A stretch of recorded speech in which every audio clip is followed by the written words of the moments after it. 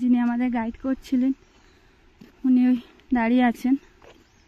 তো উনি আর কি সব কিছু ঘুরিয়ে ঘুরিয়ে দেখাচ্ছেন আমাদেরকে।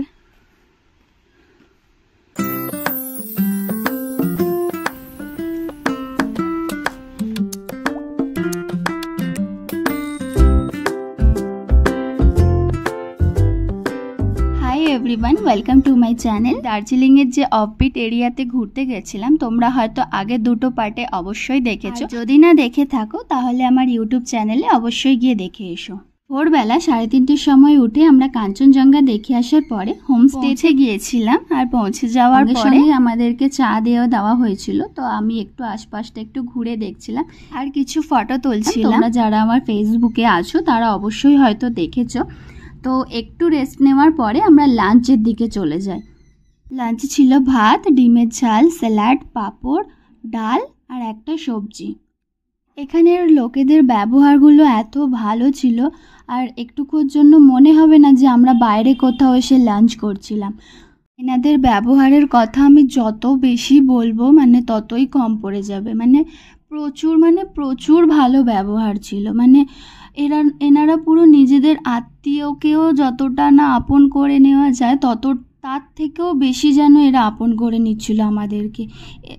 ঘোরার জায়গাটা তো অসাধারণ ছিল, তার থেকে আমার এদের ব্যবহারগুলো খুবই ভালো লেগেছে। তো আমাদেরকে বলা হয়েছিল যে লাঞ্চের পরে আশপাশটা একটু ঘুরে দেখাবে, একটা ঝর্ণা টাইপের কিছু ছিল। তো আমি বলেছিলাম যে আগের দিন যেই ঝর্ণাটা দেখতে গেছিলাম ওই খাত পেরিয়ে আমি কিন্তু আজকে যাব না। তো উনি বলেছিলেন যিনি আমাকে গাইড করছেন দেখুন সামনেই দাঁড়িয়ে আছেন। তো উনি বলেছিলেন যার হোমস্টেতে ছিলাম, তো উনি বলেছিলেন যে কি না ওরকম কোনো জায়গা দিয়ে নিয়ে যাব না, এমনি রাস্তা দিয়েই নিয়ে যাব, নর্মাল রাস্তা দিয়ে। তো আমি বলেছিলাম ঠিক আছে, কিন্তু অনেকটা হেঁটে যেতে হবে। আমি যে ঠিক আছে হেঁটে যাব। আর উনি সব কিছু আজকে ঘুরে ঘুরিয়ে দেখাচ্ছিলেন। আগের দিন তো আমি ভয় পেয়ে কিছুই শুনিনি ওনার কথা।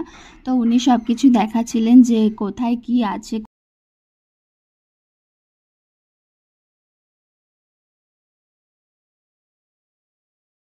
আমি প্রথমে এখানে আসতে চাইনি। আমি ভেবেছিলাম যে আগের দিনের মতোই কিছু একটা। তবে এখানে এসে দেখলাম যে এখানে যদি না আসতাম আমি খুব বড় জিনিস একটা মিস করে যেতাম।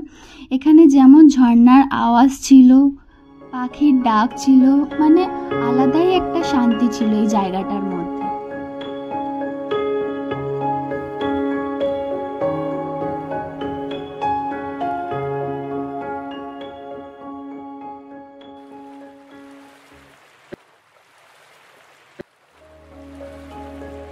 কিন্তু একটা প্রবলেম ছিল, আমরা যে হোমস্টেতে ছিলাম সেখানের আশেপাশে কোনো দোকানপাট কিন্তু কিছু না ছিল, কোনো চেঁচামেচি না ছিল, কোনো গাড়ি ঘোড়ার আওয়াজ, কিচ্ছু না। এত শান্তি ছিল এই জায়গাটার মধ্যে। শহরের এত ব্যস্ততা, লাইফের এত জার্নি, সব কিছু ভুলে এখানে যে আমরা 2-3 দিন ছিলাম আলাদাই শান্তি ছিল। আমি তো সবাইকে বলবো যে তোমরা যদি দার্জিলিংয়ে যাও বা কোথাও যাও তাহলে এরকম একটা চুপচাপ শান্ত পরিবেশে গিয়ে অবশ্যই থাকার চেষ্টা করো। ইস্তানা ভাই আস্তারা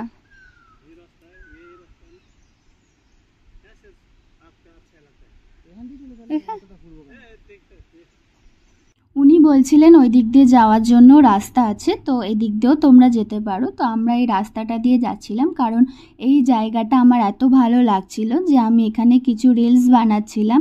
তোমরা হয়তো আমার ইউটিউবে আর ফেসবুকে হয়তো এই রিলসটা দেখেছো। সো চলো তোমরাও আমার সঙ্গে এই নেচার জার্নিটা এনজয় করো। যিনি আমাদের গাইড করছিলেন উনি ওই দাঁড়িয়ে আছেন। তো উনি আর কি সব কিছু ঘুরিয়ে ঘুরিয়ে দেখাচ্ছেন আমাদেরকে। কি সুন্দর না, পাখিরা ডাকছে, নিচ দিয়ে ঝর্ণার আওয়াজ আসছে। হ্যাঁ, আমরা ওই উপরটা গেছিলাম। ধীরে ধীরে আমরা পাহাড়ের উপর দিকে উঠছিলাম, তাই জন্য একটু হাঁটতে আমার কষ্ট হচ্ছিল। তো আমি রাস্তা থেকে একটা লাঠি কুড়িয়ে পেয়েছিলাম। তো উনি আমাকে বললেন যে লাঠিটা, আর ওনার যে ছাতাটা উনি আমাকে দিলেন, বললেন যে এটা নিয়ে হাঁটতে বেশি সুবিধা হবে। তো ওইখানটা থেকে জল আসছে, তো ওইদিকেই আমরা এখন যাব। আমি রীতিমতো হাঁপিয়ে গেছি। চলো।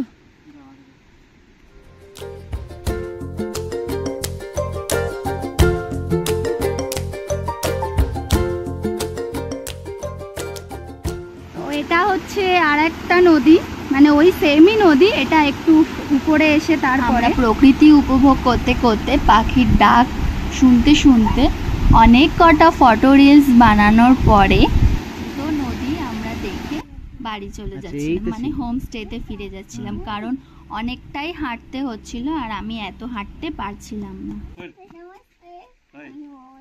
নমস্তে।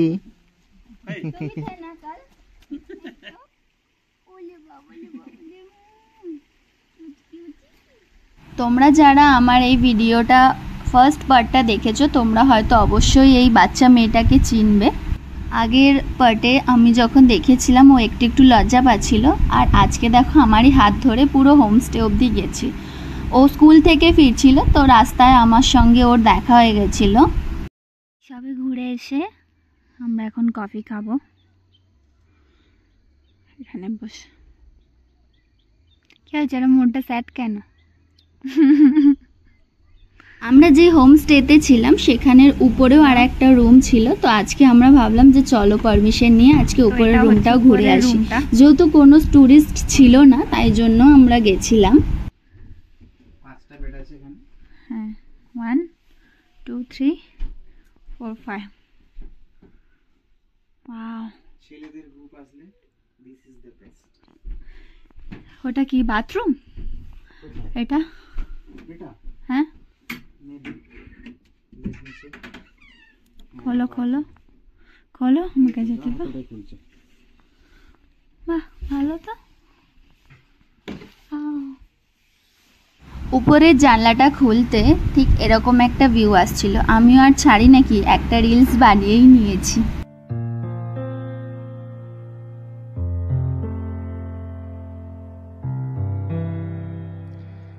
6:36। তো এখন চা দিয়ে গেছে প্লাস খোলাটা, সঙ্গে গরম গরম মোমো। আমি চাটা খাবো তারপর।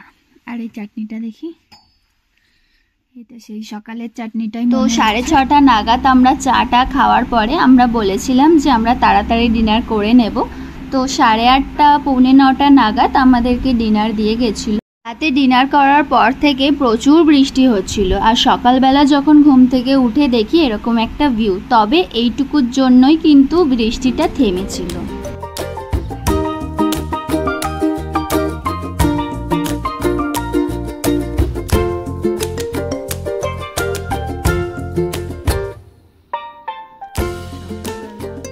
বিস্কুট প্লাস বেডটি এক্ষুনি দিয়ে গেল, প্রণয় আগে খেয়ে নিয়েছে। আমাদের সেদিন হোমস্টেতে লাস্ট ডে ছিল, মন খুব খারাপ ছিল, কারণ আমাদের বাড়ি চলে আসতে হবে বলে। কিছু করারও নেই, কোথাও ঘুরতে গেলে তো সেখানে 2-3 দিন জন্য ঠিক আছে। সন্ধেবেলা 7:30টার সময় শিলিগুড়ি থেকে আমাদের ট্রেন ছিল, আর আমরা সকালবেলা 9:30টার সময় এখান থেকে বেরোচ্ছিলাম। কারণ তোমরা ফার্স্ট পার্টে দেখেইছো মাজুয়া গ্রামটা কতটা ডিস্টেন্স দার্জিলিং থেকে, আর শিলিগুড়ি থেকেও ডিস্টেন্স ততটাই হবে। আর তার থেকেও বড় কথা হচ্ছে যে সকালবেলা আমরা বেরিয়ে যাচ্ছিলাম, কারণ গাড়ি ঘোড়ার খুব সমস্যা ছিল। সমস্যা বলতে প্রায় দুপুরবেলা 1টা-1:30টা অবধি গাড়ি চলে, তারপরে আর চলে না। তো আমরা ঠিক করেছিলাম যে আমরা বেরিয়ে যেতে তো হবেই, আমরা স্টেশনে গিয়ে কিছুক্ষণ বসে থাকবো। আর তার থেকেও বড় কথা হচ্ছে আমরা কারোর জন্য কিছু কিনতে পারিনি, না নিজেদের জন্য না ফ্যামিলির জন্য কিছুই কিনতে পারিনি। প্রায় 2-3টে গাড়ি চেঞ্জ করার পর অটো ধরে আমরা শিলিগুড়ি মার্কেট যাচ্ছিলাম, আর ওখানে গিয়ে দেখি রবিবার বলে প্রত্যেকটা দোকান বন্ধ, প্লাস প্রচুর বৃষ্টি হচ্ছে বলে সব কিছু চাপা দিয়ে রেখেছে। ব্যাস, ওখানে তো আরও মন খারাপ হয়ে গেল যে কিছুই কিনতে পারবো না। আর যেই ব্যাগ ছিল সেগুলো এখানেও পাওয়া যায়, আর যেই জামা ছিল সেগুলো এখানেও পাওয়া যায়। আমি চেয়েছিলাম ডিফারেন্ট কিছু কেনার জন্য, বাট সেটা সম্ভব হয়নি। যাই হোক, কিছু করার নেই, কারণ আমাদের হাতে লাগেজ ছিল, এক হাতে ফোন ক্যারি করা আর এক হাতে ছাতা ক্যারি করে প্রত্যেকটা মার্কেট ঘুরে দেখাও সম্ভব হচ্ছিল না, যেহেতু প্রচুর বৃষ্টি পড়ছিল। তো আমরা বেশি কিছু কিনতে পারিনি, বেশি কিছু মানে কিছুই কিনতে পারিনি। আর আমরা বাড়ি চলে আসছিলাম, আমাদের স্টেশনেও আসতে হবে, তার আগে কিছু খেতে হবে। তবে হ্যাঁ, এই মার্কেটটা শুধু খোলা ছিল শোপিসে, এখান থেকে টুকটাক জিনিস কিনে আমরা স্টেশনে চলে যাই। স্টেশনে প্রায় আমরা 4:30-5টার সময় পৌঁছে যাই আর ট্রেনের জন্য ওয়েট করছিলাম। তো এটা ছিল আমাদের জার্নি। কেমন লাগলো পুরো পার্টগুলো অবশ্যই জানিও। যারা নতুন দেখছো আমার ভিডিও তারা অবশ্যই সাবস্ক্রাইব করে দিও। আর সবাই ভালো থেকো, সুস্থ থেকো। দেখা হবে অন্য কোনো ভিডিওতে। বাই। আর আমি কিছু ফটো তোমাদের সঙ্গে লাস্টে শেয়ার করলাম। অন্যান্য ফটোগুলো আমার ফেসবুক, ইনস্টাগ্রাম আইডিতে আছে, তোমরা চাইলে দেখে আসতে পারো।